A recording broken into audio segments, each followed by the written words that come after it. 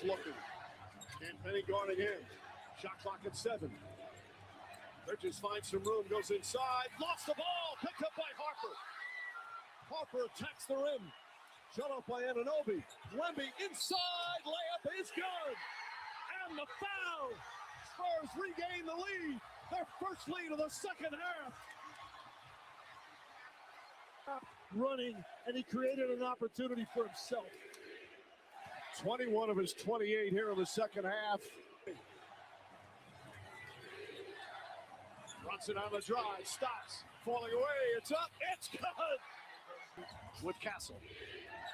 Wemby lurking. Brunson dribbles. Pulls up, jump shot. Back of the rim, won't go. Wemby the rebound, 12 seconds remaining. Stolen by Brunson and knocked down by Wemby. Brunson will shoot free throws with 9.5 remaining. Oh, what a turnaround in that sequence. Right in the back. Great job by Brunson getting the shot he wants against Wemby. But this is the same thing. These are the passes we saw from Wemby in the first. Brunson misses. Fight for the rebound. Picked up Anunoby. Lost it. Cornet. Hassel to inbound. Fox gets it. Bridges on him. 4 seconds. Fox to Wembanyama. Pulls up. Jumper. Won't go. Rebound taken by Vassell. It's over. It's over. The Knicks survive. This magic carpet ride continues. The reason we won this game is because we gave ourselves a lead. We played hard. We got ourselves a lead. It's something we've done so well in this playoffs. We've gotten leads and we've held the lead. Today, the Spurs fought. They got themselves back into the game, put themselves with a chance to win. And you know, the grit, the resiliency, New York City showed up, the fans showed up, the energy showed up, and we found a way to get it done. Clapping like a bunch as you went into the tunnel there. Can you talk me through your emotions as you're coming off the floor after that huge comeback and the way the game ended? Lots of emotions of every type. I mean, not every type, only the negative type. But yeah. I threw that one away. I messed up. We didn't play great as a team. We needed to win that game. This game was ours. But at this point, it's done. It's, yes, am I going to regret it? Yes, of course. Am I going to use that to fuel me and to fuel us next game? Absolutely. Stop the presses. Stop the presses. The New York Knicks are up 2-0, 2-0 in the NBA Finals right now. 2-0. Ladies and gentlemen, New York might be 2 wins away from shutting the city down for the entire summer. I'm talking about fire hydrants open, everybody in the street. The whole city's finna shut down if the New York Knicks win this NBA Finals. Victor Wembanyama and the Spurs just lost both home games, and now they got to walk into Madison Square Garden. It's not looking good. It's not looking good for you at all. Tonight, we asking the big questions. Are the Spurs cooked? Is it over? Jalen Brunson became the best player in the series, or should I say cat? And are the Knicks fans already ordering championship tattoos to post on IG? Let's talk about it.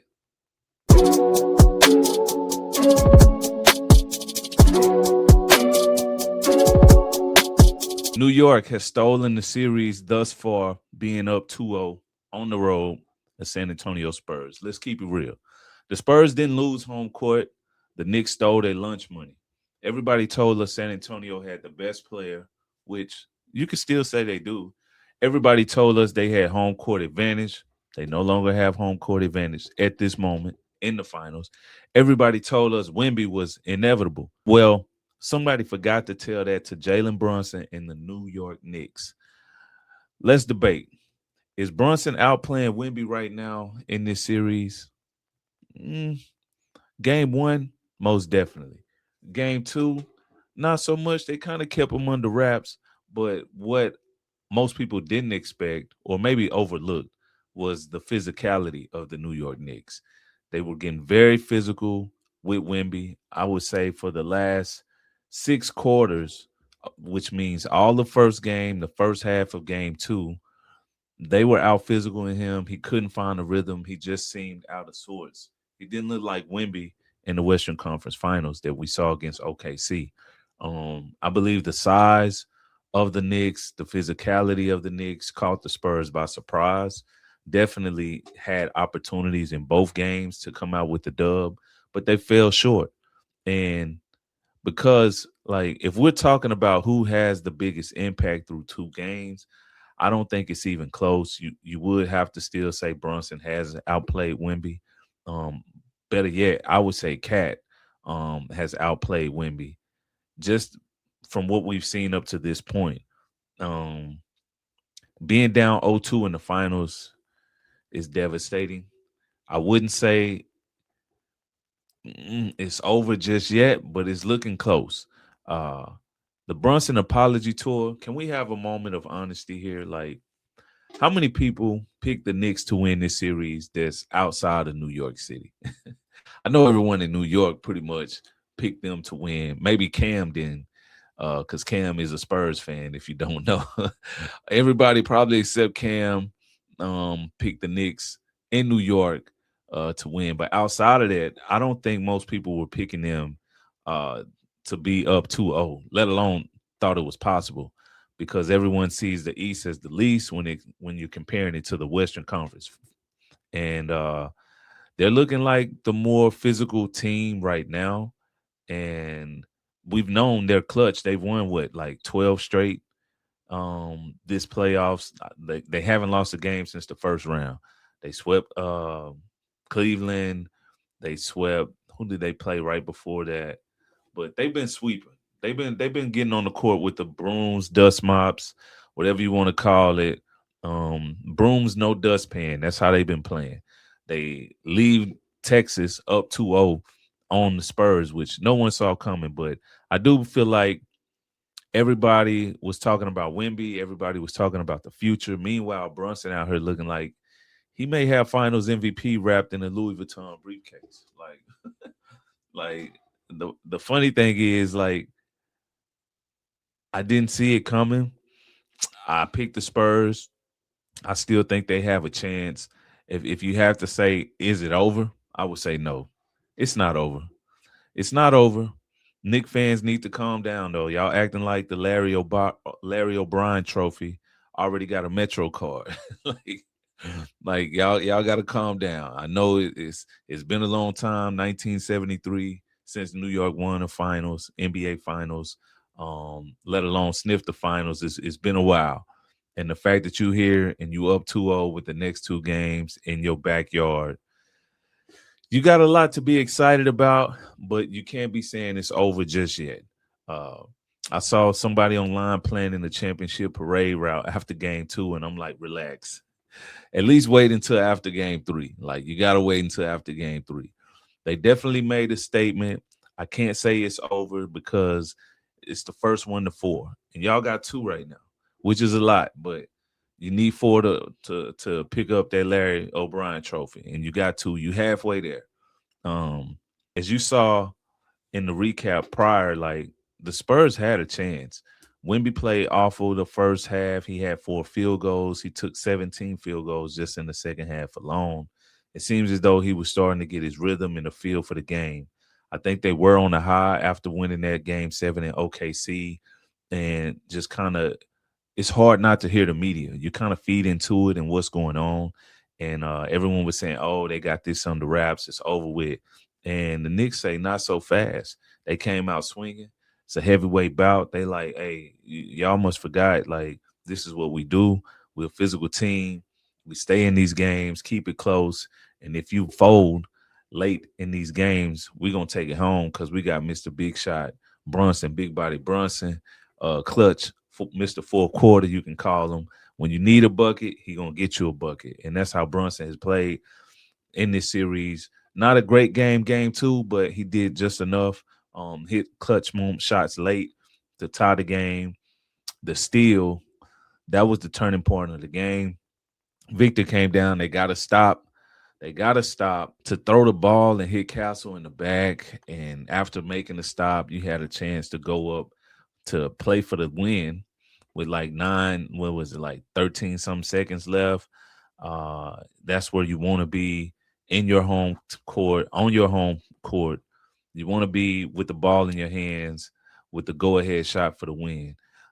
Worst case scenario goes to overtime, and they still would have had a great chance if it made it to overtime. But to have a turnover right there, Brunson get fouled, goes to the line. He makes one of two, so they still had a chance.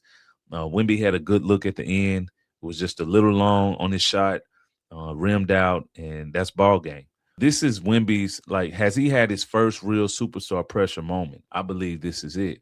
It's not a regular season pressure, not social media pressure, but championship pressure is different. It's different. You got regular season, you got playoffs, you got Western Conference Finals, then the finals. The pressure just continues to elevate the deeper you go into the playoffs. And because all season we heard he's the future GOAT, future MVP, future face of the league, okay, what happens when you down 0-2 in the finals? If the Spurs lose this series, who gets the blame? Will it be Wemby, coaching, supporting cast? The inexperience hasn't played a factor in these playoffs for the Spurs, but you can see has the moment become too big for this young team? Everyone said they're ahead of schedule. That's what everyone was saying. And then they showed us that they might be on schedule, on time, with just making it this far in the playoffs with this young of a squad and this inexperience of a team. But has the moment become too big for them? If it was too big now on your home court, it's definitely finna get crazy in Madison Square Garden. Knicks have won both games in San Antonio, and you're not supposed to let that happen. Like, not at all. Like, historical teams that take a 2-0 finals lead, win in the championship, the overwhelming majority of the time, like, you don't see a team lose both games at home in the finals and then go on to win the finals. But I can tell you this. There was once upon a time when my guy Luka here was in the Mavs, on the Mavs still. He's no longer on the Mavs. But we went to the Clippers, won 2 games on the road in LA. This was when Luka was on the Mavs. So we came back home up 2-0, and then we lost both home games. So we started the series. Clippers had home court advantage. The Mavs won 2 games on the road, came back home, and lost both games in Dallas. So all I'm saying is it's not over. It is possible the Spurs can get back in this, but they have a huge task ahead. Going to Madison Square Garden with all those fans, Spike Lee, Fat Joe, Fab, Stephon Marbury, just to name a few. You got, you name it. Whoever's a Knicks fan will be attending this game. It's going to be louder than you've ever heard in your life as far as watching the NBA Finals. This team, they rabid right now. They ready. They on edge. Like I said, they already partying in the street. They already getting parade routes in order. They 2 games away. And if they win, the entire city will be shut down for the summer. So the Spurs need game 3 like they need oxygen. They have to win game 3. Who wins game 3? If I had to put my money on it, I'm going to go with the Spurs, man. I'm going to go with the Spurs. I think Wemby figured something out the second half. Now, that's more with my head. Let me take that back. If my money was on it, I would have to go Knicks. But if I'm a wise man and I'm thinking, like, I think they will pull out game 3. I really feel like the Spurs will win game 3. But if they lose any games up in New York, you could say it's over with. If they lose game 3, it's over with. If they lose game 4, I feel like it's too daunting of a task for this young team to pull off 3 in a row against these New York Knicks. Anything is possible, as KG said. But do I see it happening? I don't. Are the Knicks fans the most dangerous fan base right now? Forget Boston fans, forget Philly fans, forget Laker fans. Knicks fans are currently operating on pure adrenaline right now. I guarantee somebody in Brooklyn or New York has already named their newborn son after Jalen Brunson.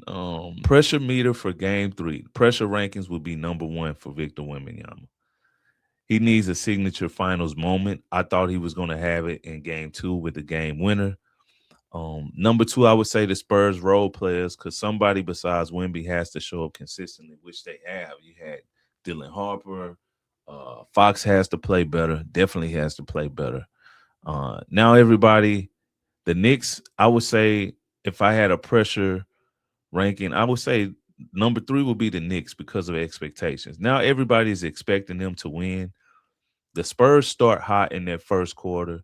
If it's close late in the fourth quarter and the Spurs are up, the pressure for the New York Knicks to win will be crazy. But Jalen is so even keel. I don't really see pressure getting to him. I think he will thrive in that moment. So I would say more pressure is on the Spurs because you can't go down 0-3, obviously. But if they win game 3 and it's close in game 4, all that pressure will flip to the Knicks. Let's be honest. I want to see it. I want to see them go up there and get 2 games because I just want to see a great series. I want to see 6 or 7. I don't want a 4 or 5 NBA finals. It's just not, they don't sit right with me. Answer in the comments, over, under. Does Wemby score 35 in game 3? Will Brunson drop 30? Will the Knicks win in 5-6? Or will Spurs force a game 7? Here's my take, and here's where I'm at. The Spurs are not dead, but they're definitely in ICU. They're definitely in ICU right now. They might not be dead, but they on life support because it's finna be so loud and crazy in New York right now. The Spurs have the best young player on earth in Victor Wembanyama, but he has to play like it on a consistent basis. Right now, this guy right here, Cat physicality is definitely taking a toll on this series. He's a different matchup from Harkenstein and Chet. He has a game like Chet, but he's more physical than Chet. He's gonna take his shots. He's not gonna go 1 for 2 in a game 7. You can count that out. One thing Cat is gonna do is shoot that pill. And his physicality has taken a toll on Victor in these first 2 games, along with Mitchell. They have to do better. They have to play better. I don't know that matchup. I thought Victor would have it hands down, but Cat's been outplaying him in the first 2 games. Let's be real. Cat has outplayed him. Brunson is doing what Brunson does. He's hitting clutch shots, hitting big in big moments. He's prepared. He did miss that free throw to give them a chance. That turnover by Victor cannot happen. It's inexcusable. Castle thought he was going to push the ball because he's very capable of it. But in that circumstance, I feel like they should have called the timeout if they got the stop. So coaching-wise, it didn't look like there was some confusion on what to do if we get a stop here. Do we push it or do we call timeout and get settled? In that case, being down 0-1, I definitely would have liked to seen the coach have them call a timeout to get set because it was a tie game, 104-104. You need to come up with your best play in that moment to give your team a chance to win. I don't like in that circumstance, specifically that one being down 0-1 on your home court, to push it because things like that can happen. The slight bit of confusion can cause a turnover, and that cost them the game. It was a pivotal moment. Victor has to start faster. He can't be 4 field goals in the first half. He has to put his imprint on the series. We saw him do that the second half of game 2, but the first 2 games, first game and a half, he has not. So he has to start faster in New York. He has to rally his troops, his teammates, and be the leader. As young as he is, we all know he's the leader of that team, and he has to be the leader of the team. He has to. That's without a doubt. It's Madison Square Garden. It's tough to play there, but I don't think the Spurs go out. I don't see the Spurs going out like this. So I'm going to pick the Spurs to win game 3. We get this series to a 2-1 advantage, and that game 4 is going to be epic. Normally when the Spurs lose, they respond. I do believe they will respond, especially in this game 3. If they don't, it's over. Put the babies to bed. You can throw the shoes on the power lines. You can turn the lights off. It's over if they lose this game 3. And I don't see them going out like that. What's your takes? Leave it in the comments. Make sure you like, subscribe to the channel. We're going to be tuned in, give you some more pregame, definitely some postgame action and play. Tell me what you think. Leave it in the comments. Are the Spurs over? Is it done? Will they push it to a game 5, 6, 7? We'll see. Stay tuned. Home team hype. Leewayy. I'm out.